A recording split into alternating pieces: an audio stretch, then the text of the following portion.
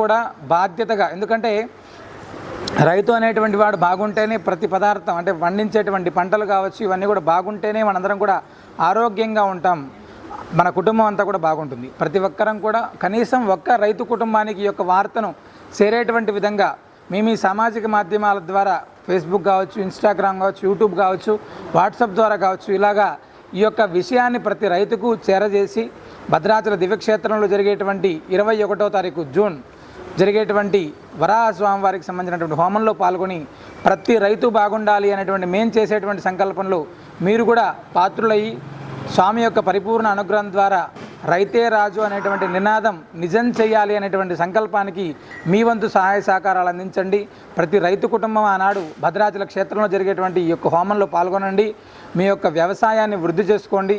స్వామి యొక్క పరిపూర్ణ అనుగ్రహం ద్వారా సకల శుభాలు పొందండి. సర్వే జనా సుఖినో భవంతు.